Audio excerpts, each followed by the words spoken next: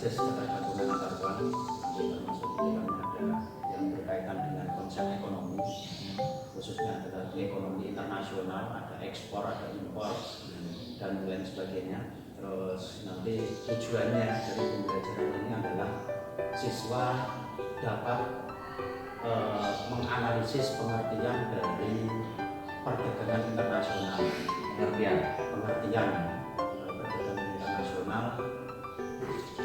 Selanjutnya siswa dapat mengerti konsep ekspor dan impor. Nah, pengertian dulu ekspor dan impor, termasuk ada eksportir dan importir.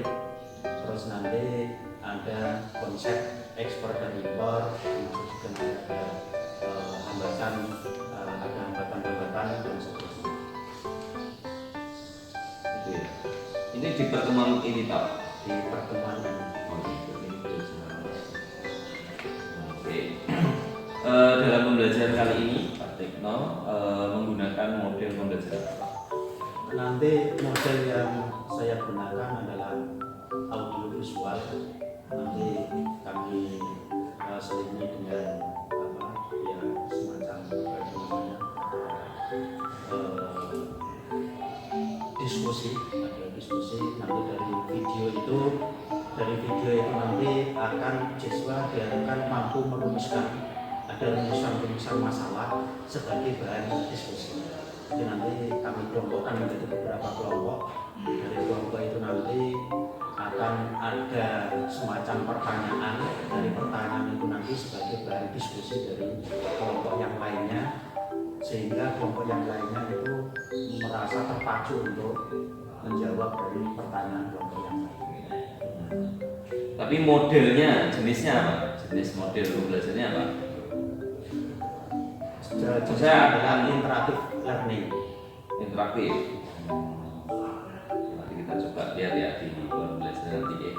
Terus itu apa namanya, alasannya dengan menggunakan itu supaya santri atau siswa lebih apa namanya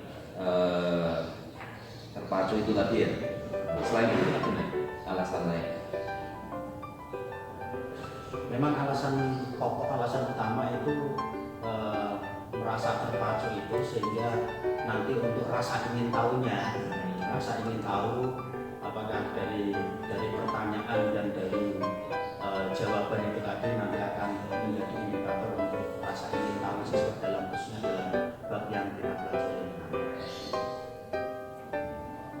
Kemudian untuk alat yang digunakan, alat yang saya gunakan nanti adalah proyektor, laptop, terus nanti ada bahan-bahan visual dan audio. Sudah siap semua gitu.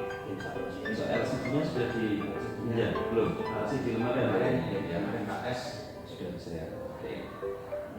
Terus untuk dalam materi ini perdagangan internasional, perkiraan jenengan nanti santri atau siswa itu ada kesulitan di bagian apanya? Perkiraan saja dulu, karena kan belum kelas dulu. Kalau saya amati, yang kesulitannya itu memang kesulitannya itu di bagian materi itu sendiri, artinya pelebaran materi, karena cakupan atau langkah santri sendiri itu kan terbatas. Paling tidak itu yang hanya bahan ajarnya, bahan bacaannya itu hanya sekitar modul, dan kalaupun ada itu ya buku paket dari buku guru itu memang sesekali itu kami pinjamkan sebagai bahan bacaan. Maka itu nanti hambatannya adalah termasuk perluasan materi yang saya kira itu yang menjadi hambatan. Tapi usaha jenengan untuk menanggulangi itu atau mengatasi itu apa kira-kira? Maksudnya di pertemuan ini kan jenengan sudah memperkirakan itu. Kira-kira ada solusi mengatasi itu tidak di pertemuan ini? Sudah disiapkan apa itu? Solusi yang saya siapkan adalah saya ambil dari internet, video-video. Nanti ditampilkan dalam video. Atau ada antisipasinya, berarti materi tambahan untuk sumber belajar mereka, tambahannya dari yang dengan carikan itu. Tapi mungkin nggak kira-kira anak nyari sendiri bisa nggak? Karena terbatas waktu. Mungkin ya nanti kita bahas di pasca aja. Untuk yang pembelajaran ini, berarti kan pertama pengertian perdagangan internasional. Kemudian kalau di sini kan tujuannya ini yang jangan pakai yang mark ini yang awal ini ya. Nah, ini kan berarti faktor yang mempengaruhi, kemudian manfaatnya dan internasional. Nah, kira-kira kompetensi secara umum istilahnya yang akan didapat santri atau siswa di pertemuan kali itu apa? Jadi semuanya ini inti dari pembelajaran ini tuh kompetensinya anak atau siswa bisa apa?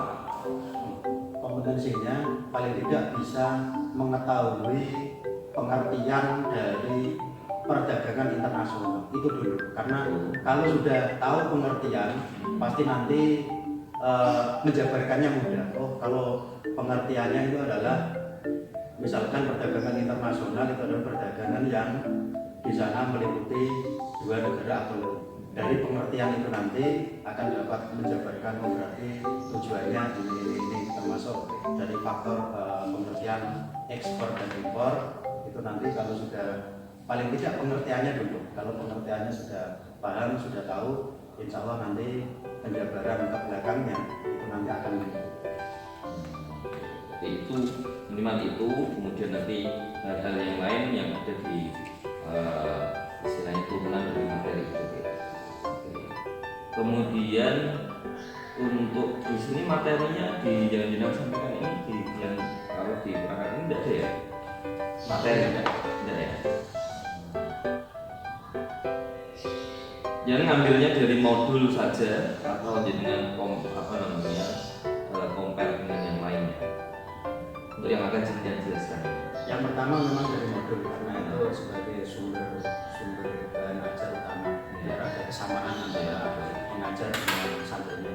Terus selain dari modul itu juga ada buku-buku hukum yang lainnya. Terus selain itu juga dari internet juga. Jadi nanti metodenya diskusi, kemudian terus nanti saya selingi dengan video nanti teknisnya nanti saya putar. Terus setelah saya putar nanti di beberapa titik yang perlu penjelasan nanti saya berhentikan, nanti saya beri penjelasan. dari hasil diskusi nanti ada prestasi dari siswa. Ada ya semacam nanti ada ada resum inti daripada pembelajaran pada hari ini. Nah, poin di interaktifnya jenengan yang mana? Saya tadi menggunakan model interaktif. Nah, interaktifnya gimana? Interaktifnya itu nanti ada pada di bagian tanya dan jawaban dari masing-masing kelompok. Jadi nanti antar kelompok saling bertanya. Jadi nanti ada pertanyaan, terus nanti kelompok yang lain nanti menanggapi dan kalau terpaksa nanti dari kelompok semua kelompok itu tidak bisa menjawab, ya nanti dari gurunya nanti akan atau yang melengkapi jawaban dari kelompok. Oke, nah dari pemaparan pra ini menarik, mudah-mudahan nanti yang direncanakan, nah ini kan rencana pelaksanaan pembelajaran LPP ini sudah susun, kemudian bisa berjalan lancar, artinya kegiatan belajar dari tahapan 1, 2 dan seterusnya. Dan sintak yang dengan pilih tadi adalah model yang interaktif. Nanti kita lihat, kemudian bisa berjalan dengan lancar. Ini cukup dengan persiapkan untuk alat-alatnya, dengan persiapkan, kemudian nanti istirahat dulu, nanti setelah istirahat, nanti baru kita melakukan dengan kelasnya. Oke, terima kasih. Assalamualaikum warahmatullahi wabarakatuh.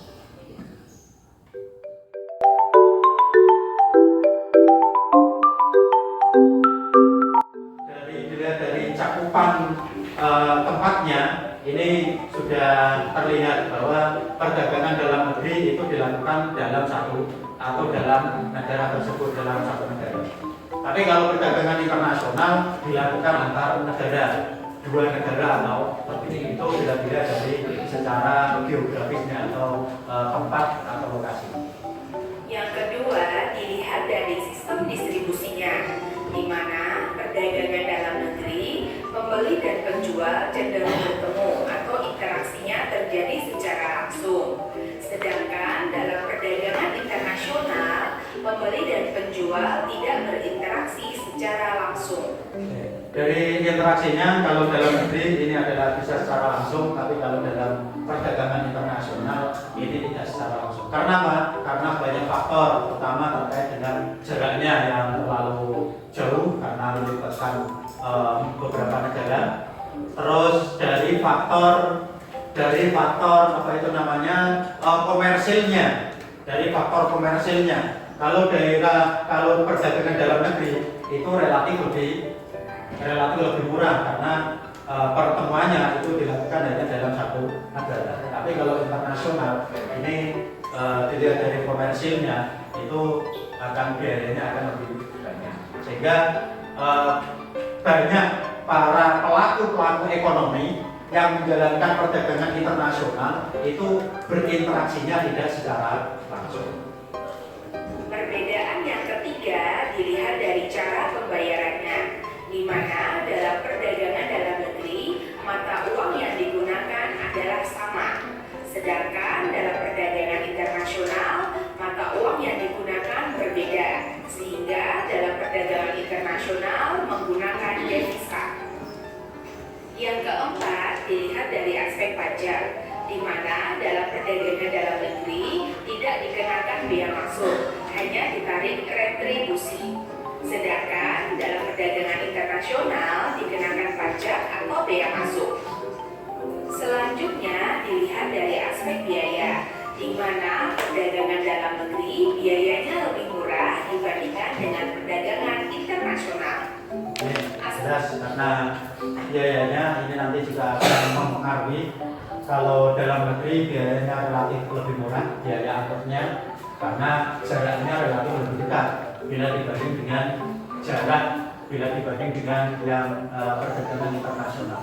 Belum lagi nanti dikenakan biaya masuk ataupun keluar, tapi kalau yang di dalam negeri itu tidak ada itu semua.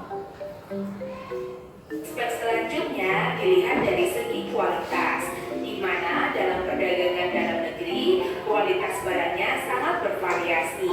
Sedangkan dalam perdagangan internasional, kualitas barang harus mengikuti standar internasional. Dan perbedaan yang terakhir dilihat dari aspek peraturan yang berlaku, di mana dalam perdagangan dalam negeri menggunakan peraturan perundang-undangan yang sama atau hukum nasional. Sedangkan dalam perdagangan internasional menggunakan peraturan perundang-undangan yang berbeda atau hukum internasional.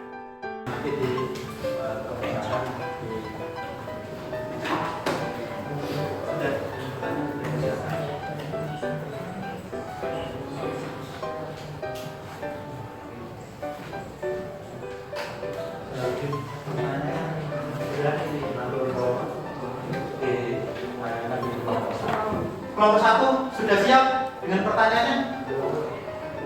Sudah. Kelompok 2 siap dengan jawaban yang ditanyakan nanti ya. Kelompok 1 siapa? Nabil, silakan dibaca kelompok 1 untuk nanti diberikan kepada kelompok 2. Pertanyaan silakan dulu.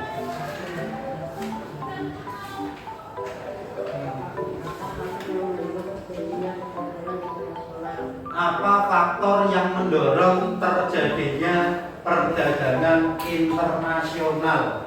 Faktor yang mendorong, faktor yang mendorong.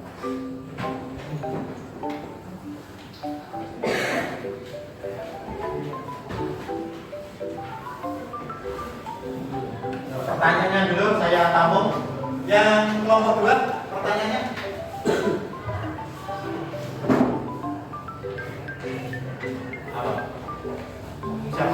Aldi, apa Di? Apa itu bea cukai? Apa itu bea cukai? Oke, bea cukai. Pertanyaan kelompok 3.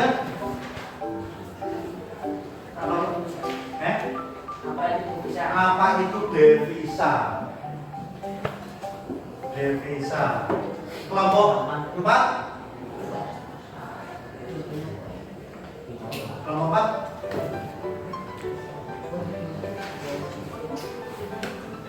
Apa? Kelompok 4. Apa itu zona ekonomi eksklusif? Zona ekonomi eksklusif atau ZEE. Atau ZEE. Kelompok 5.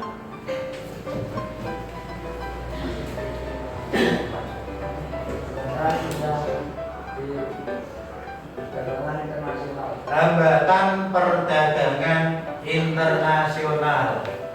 Hambatan perdagangan internasional. Jadi ini nanti kelompok 1 pertanyaannya nanti ditanggapi oleh kelompok 2. Nanti kelompok lain nanti bisa nambahin atau menyempurnakan. Terus seterusnya kelompok 2 pertanyaan kelompok 2 nanti ditujukan kelompok 3, kelompok 3, kelompok 4 dan seterusnya. Nanti kelompok yang lain juga bisa menambah. Oke, yang pertama berarti pertanyaan dari kelompok 1. Faktor yang mendorong perdagangan internasional. Kelompok 2. Karena perbedaan sumber daya alam yang berbeda setiap negara. Oke, karena satu perbedaan sumber daya alam setiap negara berbeda-beda. Oke, ada lagi?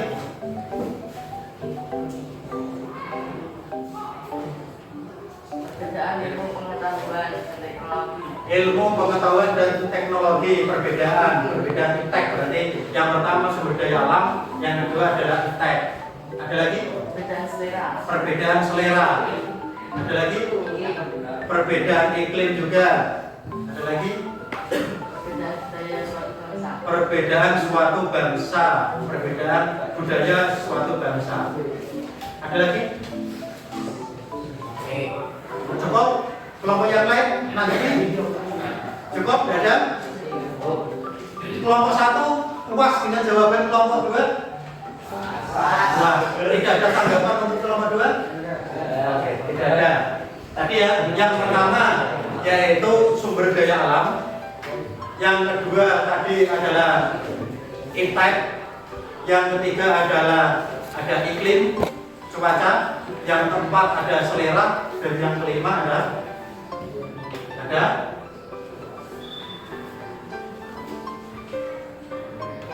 cukup ya, kelompok 1 ya, tidak ada tanggapan ya. Tidak ada tanggapan. Oke, sekarang kelompok pertanyaan nomor 1 untuk kelompok nomor 2 sudah terjawab. Sekarang pertanyaan nomor 2 dari kelompok 2 ditujukan ke kelompok 3. Apa yang dimaksud dengan bea cukai? Kelompok 3, bea cukai. Dengan bea cukai.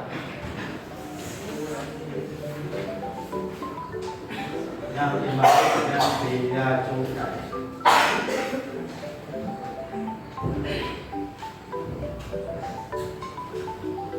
Ya, kelompok 3 yang dimaksud bea cukai adalah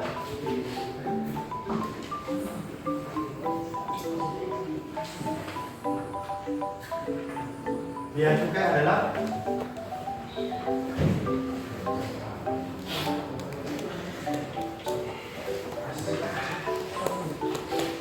bea cukai kelompok 3 pas atau masih lanjut berusaha? Pas.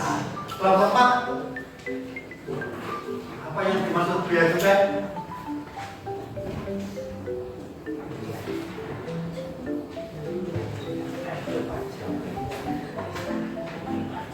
Yang dimaksud bea cukai? Pajak yang masuk ke negara itu. Hah? Pajak. Pajak yang masuk ke negara. Pajak yang masuk. Oke, ada mungkin tambahan dari kelompok 5? Boten. Kelompok 1? Boten. Kelompok 2 yang bertanya mungkin ada ada, kalau tadi dikatakan dari kelompok 4 itu adalah pajak yang masuk ke negara tersebut. Kelompok 2, kelompok 2,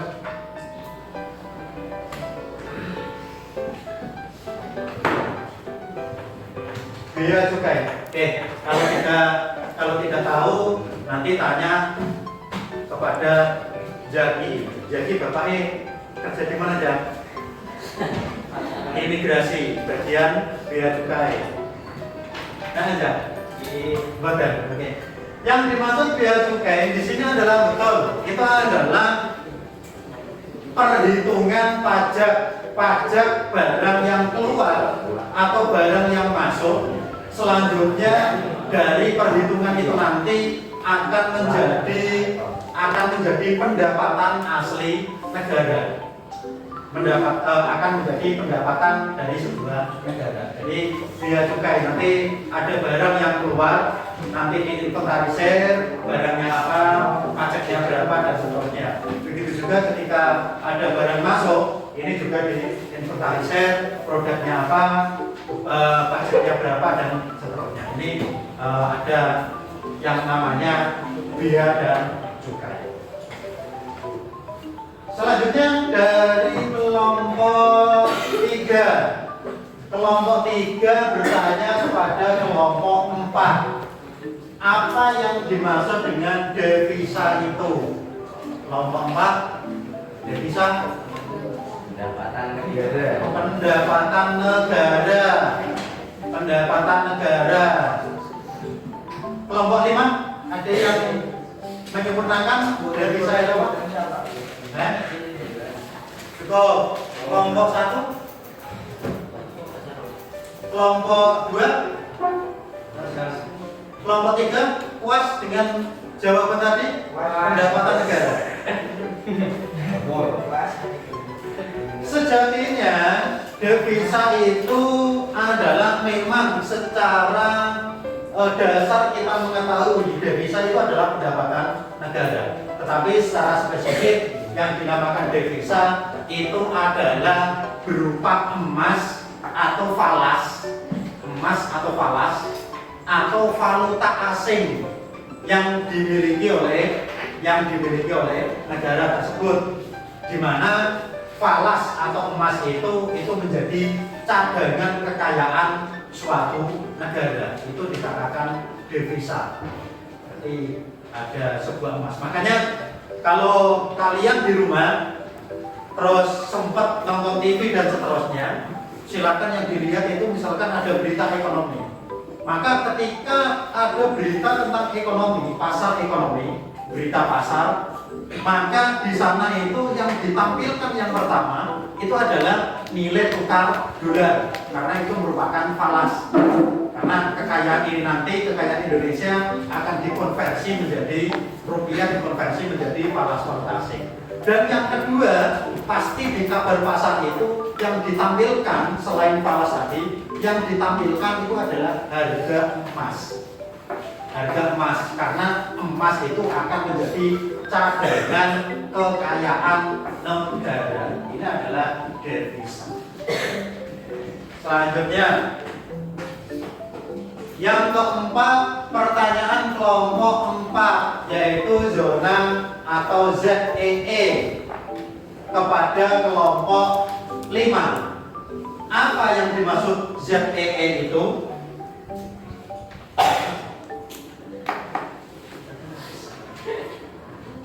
Apa yang dimaksud ZEE itu?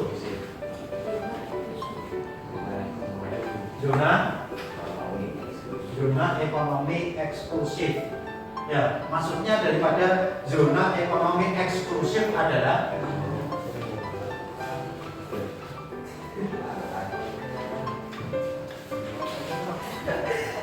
apa? Tidak apa-apa, salah tidak apa-apa. Salah itu apa? Selebih apa ya? Silakan tidak apa-apa. Nanti disempurnakan dengan jawaban-jawaban lain. Apa dan selebih? Tidak pengeluaran ekonomi Letak. Ayo, Gayo bilang ke ketiga. Letak pengeluaran ekonomi. Ini kalau menurut kelompok 5 zona ekonomi ZEE SPP ini adalah letak pengeluaran ekonomi. Dari kelompok lain, kelompok 1 yang dimaksud dengan ZEE, ZEE yang dimaksud dengan ZEE.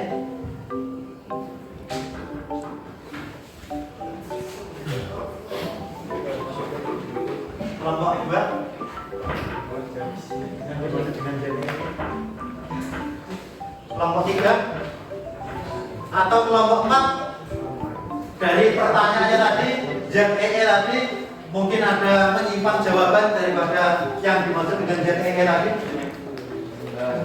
Betul. ZEE adalah area sebuah negara. Area sebuah negara kalau dalam hari ini adalah Indonesia. ZEE area sebuah negara bisa berwujud perairan atau udara. Kalau darat jelas, kalau wilayah darat jelas berarti itu adalah wilayah. Kalau misalkan kita berbicara Indonesia berarti itu adalah wilayah Indonesia. Tapi ketika kita berbicara ZEE atau kita berbicara perairan, itu kan bisa berdampingan atau bisa sama dengan negara yang lainnya dan seterusnya termasuk udara. Tapi kalau udara sudah jelas. Maka yang dimaksud ZEE ini adalah zona yang masuk baik itu darat maupun udara masuk kepada kepabianan negara tersebut. Indonesia artinya itu masuk Indonesia. Ya, jadi termasuk kepabianan. Kepabianan itu adalah tempat di mana tempat tersebut itu apabila melakukan keluar dan masuk itu tercatat melalui bea dan cukai, ada pajak dan seterusnya. Ini yang dimaksud dengan zona ekonomi eksklusif atau ZEE. Selanjutnya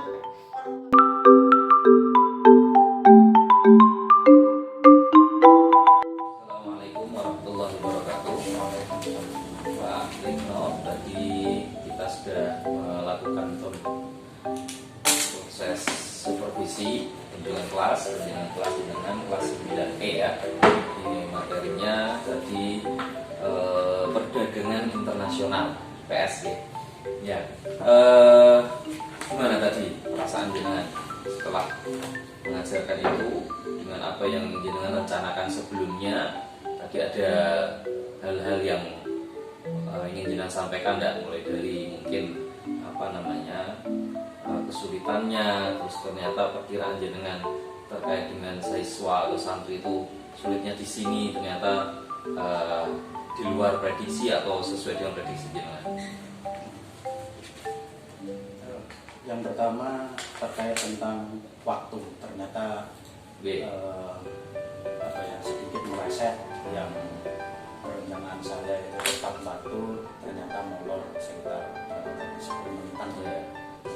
Karena ya saya juga menyadari lah, karena mungkin ada perluasan materi dan sebagainya sehingga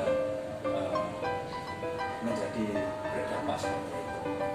Terus yang terkait tentang efektivitas, terkait tentang efektif terkait tentang santri itu juga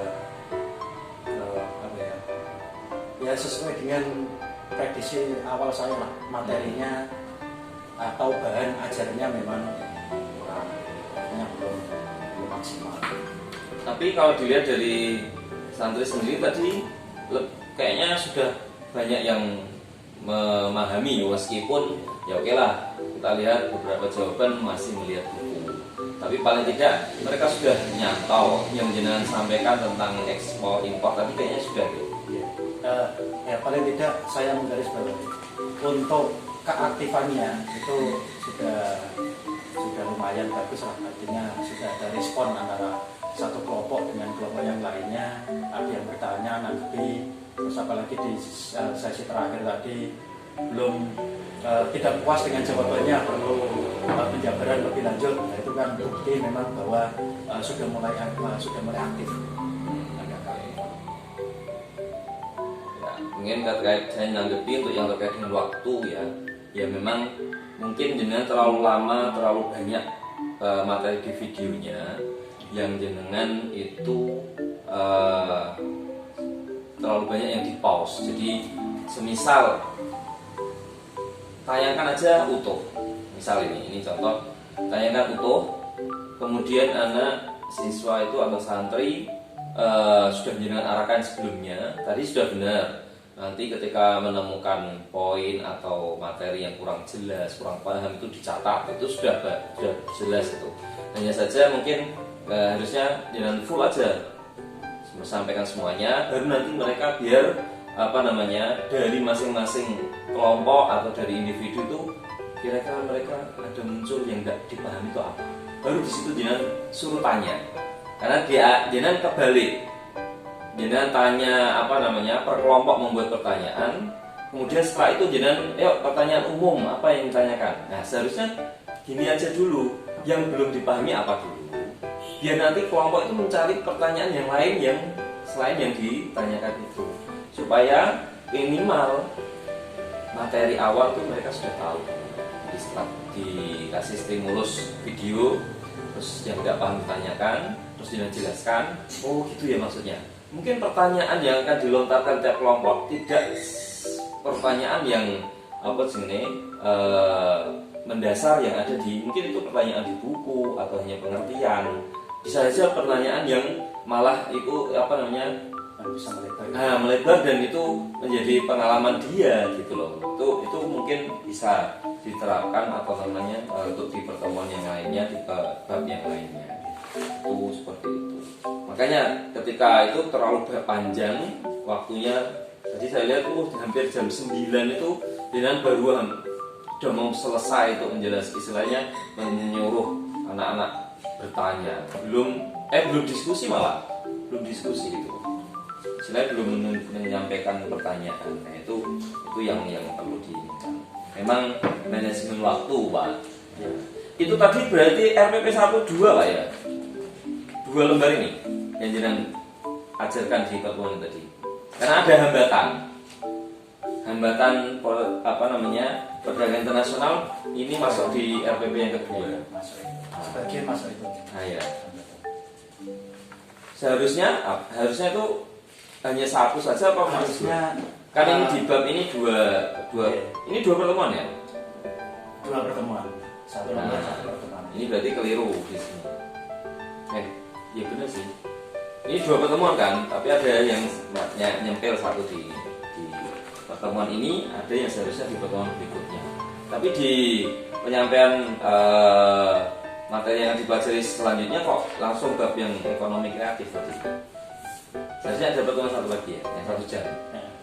Tadi sebagian masuk ke RPP pertemuan yang kedua, yang hambatan itu. Yang jenengan rencanakan, sebenarnya yang jenengan rencanakan ada itu enggak? Kok di video tadi ada hambatan? Sebenarnya ya ada itu. Bablasan. Berarti kan kalau soal itu bablasan sama itu tidak dipakai, mungkin waktunya bisa lebih. Nah, gitu. Jadi ada materi yang terlalu diinikan. Kalau semangat tadi jenengan menjelaskan semuanya. Oke, kemudian ini Pak, ini yang kita evaluasi bersama-sama. Memang kalau di kelas itu kita kadang terlalu bentuk kedekatan dengan siswa itu harus kita tunjukkan. Salah satunya kurangi kata saya. Mungkin Pak mau kalau saya itu jarak antara saya dan anak-anak itu jauh gitu. Tapi kalau Pak Tekno akan akan menyampaikan ini, atau Pak Guru akan menyampaikan, itu lebih dekat untuk secara hubungan ininya. Tapi kalau saya itu akan saya ya saya, kamu dia itu agak ada perbedaan. Itu kita coba evaluasi kedepannya biar tidak terlalu sering saya gitu. Itu untuk yang pertama. Yang kedua untuk apresiasi Pak. Jadi ketika ada anak sudah santri sudah jawab atau sudah bertanya kurang menurut saya tadi, atau mungkin malah saya tidak menemukan, mungkin ya beri aplaus untuk tadi siapa Derry yang menjawab pertanyaan tentang apa sini. Terus dia translate-nya gimana Pak? Pakai clearing internasional atau apa tadi? Derry kalau salah. Nah, artinya ada bentuk apresiasi, reward buat diri sendiri. Minimal tepuk tangan dari teman-temannya itu sudah membangkitkan semangat. Nah itu tadi yang saya belum menemukan di jenengan. Yaitu saya yakin selain di pertemuan yang lain saya sudah jenengan seperti itu. Cuma mungkin karena diawasi, mungkin ini jadi kayak ya, tapi tidak masalah. Mudah-mudahan depannya tetap itu. Karena yang penting itu anak senang, mereka dihargai, dikasih semangat, dengan gitu aja anak semangat. Dan itu sudah poin plus bagi dia. Alhamdulillah ketika istilahnya saya bisa jawab dan diberi apresiasi oleh Pak Guru, dia akan teringat itu nanti, ingat terus. Kemudian tadi berarti kan ini ya secara umum untuk kompetensi anak-anak siswa santri sudah tercapai Pak ya, ininya pemahaman mereka dan sebagainya sudah ya. Dari tujuan itu ya sudah. Intinya saya harusnya tadi sedikit jenengan ngasih contoh yang real dalam bentuk contoh nyata ini loh Pak, kayak bea cukai, kayak ekspor impor, itu yang real itu di kalangan anak-anak kira-kira apa ya? Mungkin di berita apa, jadi kalau nanti nyari istilahnya menampilkan audiovisual lagi, itu carikan video yang real, yang nyata mungkin yang sedang terjadi, apalagi IPS. Jadi kan banyak sih berita-berita kan banyak yang terkait dengan materi lah, tunjukkan aja supaya anak itu nyata. Oh ini ya untuk ini. Kayak bea cukai mungkin bisa dengan tampilkan video tentang biasanya ada 86 di entar itu atau apa, itu kan ada yang kasus-kasus ada pengiriman dari luar kemudian ditahan karena dia harus bayar pajaknya dan sebagainya, itu kan ada video itu. Mungkin itu kedepannya bisa gini kan Pak. Kemudian tadi ada anak yang jawab tidak pakai bahasa Indonesia, kelompok 4. Mungkin diarahkan lebih ke bahasa Indonesia. Tapi memang dari awal itu kalau anak disuruh bertanya, niku kelemahannya itu di bahasa Pak. Di bahasa. Makanya kalau ada pertanyaan, kalau di pelajaran saya silakan tanya dengan bahasa kalian sendiri. Jadi bisa bahasa Indonesia monggo, bisa bahasa Jawa monggo, bisa bahasanya campuran monggo, karena kelemahannya itu seperti itu. Maksudnya kelemahan itu artinya gini, kemampuan atau apa? Maksudnya kan sama bahasa Indonesia kan sebenarnya sudah umum ya. Artinya ya memang anak untuk merangkai kata itu harus dilatih. Tapi paling tidak ketika dia berbahasa Indonesia itu nanti itu kemampuan dasar kan gitu sih. Tapi kalau memang itu ada kelemahan, ya nanti kita coba evaluasi ke guru bahasa Indonesia untuk bisa melatih anak berbahasa Indonesia. Saya sih tidak tahu ada jadwal bahasa Indonesia ya. Kemarin Pak Sahrul jelas setuju. Tapi itu umum kelas 9 seperti itu. Rata-rata seperti itu. Artinya ya mungkin kalau bicara sendiri itu bisa, tapi untuk mengemukakan pendapat atau pertanyaan, merangkai kata dengan bahasanya yang baku bahasa Indonesia, itu yang sulit. Nah kan harusnya kelas 9 minimal sudah. Oke, ini aja Pak. Tetap dengan coba mulai sekarang itu coba dikurangi anak-anak dilatih pakai bahasa Indonesia. Coba dirangkai dulu pelan-pelan aja. Kamu maunya apa? Coba sampaikan dengan bahasa Indonesia.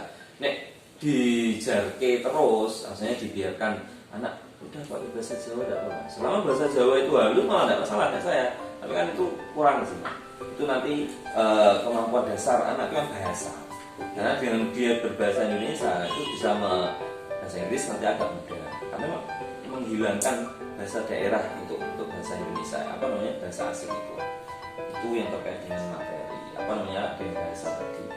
Kemudian ini sih ada beberapa banyak sih kayak absen, absen itu sebenarnya tidak usah harus dibaca semuanya, itu juga mengurangi habisnya waktu. Dengan misalnya dengan ini siapa yang nggak hadir, oh si A si B kenapa, oh ini oke. Nah, udah cukup karena saya yakin jenengan kan sudah sering masuk kelas, saya yakin tahu anak si A si B si C, nggak usah dibaca. Itu mengurangi juga ketika jenengan nanti lihat ini nanti saya materi saya banyak, saya harus baca absen nanti mesti habis waktunya. Nah itu termasuk itu. Kemudian tanggapan sudah, tanggapan oke. Nah ini Pak, jenengan ketika ngajak diskusi tadi, lebih baiknya itu tiap kelompok itu langsung jenengan beri kayak lembar kerja di satu kertas untuk satu kelompok, itu lembar kerja itu ditulis. Misal tadi kan ketika kalian lihat materi silakan tulis yang tidak paham, tulis satu kelompok tulis. Jika nanti sudah ditanyakan dijawab, yang jawab tulis lagi di situ. Terus buat pertanyaan, terus jawabannya apa, tulis di situ.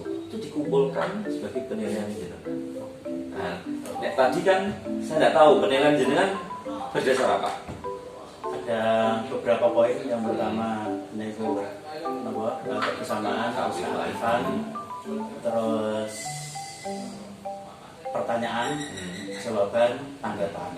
Nah, itu kan ya lebih pasnya lagi langsung sudah ada lembar kerja. Nah, lembar kerja ini lembar kerja materi IPS dan sebagainya, temanya apa, kemudian instruksinya sudah jangan tulisan di atas, tapi tetap jangan sampaikan. Nah, nanti tak kelompok pegang ini ditulis nama kelompoknya, terus ketika melihat materi akan menuliskan materi kalimat atau apa yang tidak pahami, nanti dijelaskan terus ditulis itu. Ini sebagai bagian atau si A, si B, si C ini nilainya sekian, karena sudah nilainya di situ. Jadi ada lembar kerjanya. Ini yang sebenarnya kemarin ketika di PPG juga ditekankan itu, kita juga baru tahu sebenarnya ada lembar kerja untuk peserta didik yang sebenarnya itu sudah sama di LKS. Jadi kalau zaman dulu LKS ini kan modul kita ini ada materi, ada lembar kerjanya lah. Lembar kerja itu loh, tapi hanya khusus di pertemuan itu. Padahal yang di materi tentang ini tadi pertemuan internasional seperti itu. Itu lebih enak. Jadi jangan mengumpulkan. Tapi kan ada beberapa poin yang tidak jangan jalankan. Misal salah satu peserta minta menuliskan, jangan sendiri yang tuliskan.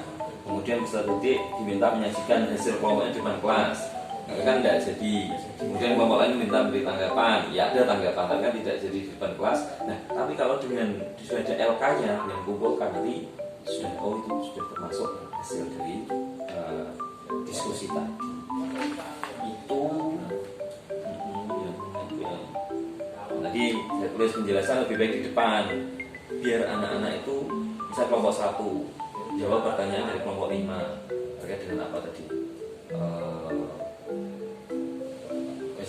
ZTE. Nah, anak jawab maju, ZTE adalah ini. Gimana, sudah paham semuanya? Oke, saya kuat lagi. Untuk jawaban ZTE adalah ini jadi dari jenengan. Maka anak-anak akan fokus ke penjelasan itu. Tapi kalau tadi kan seakan-akan yang fokus hanya kelompok 1 jawab kelompok 5, maka yang fokus hanya 1 dan 5, yang lain tidak akan mendengarkan. Padahal tujuannya semuanya supaya mendapatkan materi itu yang sama. Oke, nonton itu poin-poin yang perlu saya sampaikan, yang intinya yang perlu kita benahi semuanya. Dengan juga perlu ada perbaikan. Sudah bagus. Saya melihat anak lebih menarik, lebih tertarik belajar dengan dibuat kelompok, dengan dibuat tampilkan materi dari LCD dan sebagai proyektor. Tapi kalau hanya sekedar ceramah, jangan nanti yang capek sendiri. Gitu. Jadi jangan tadi tidak usah terlalu capek menjelaskan baca ini.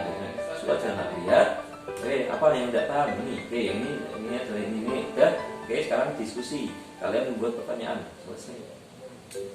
Yang intinya belajar itu kayak guru, tugasnya itu membuat anak itu belajar. Kita tidak punya tujuan lain selain membuat mereka belajar. Oke, transfer itu iya, tapi nek anak-anak orang sinau nggak ngopo kok balikin besok nggak belum sinau kita hanya mentransfer tapi biar mereka belajar kayak itu yang bisa kami sampaikan. Ada sampaikan yang saya sampaikan mungkin. Oke, untuk berikutnya ini sudah ada apa namanya semester genap, tinggal jenang lengkapi untuk yang semester dasar. Tapi ini jangan punya sendiri ya, ini buat dokumentasi saya. Ini nanti buat lagi untuk yang semester dasar di RPP-nya. Kumpulkan maksimal apa namanya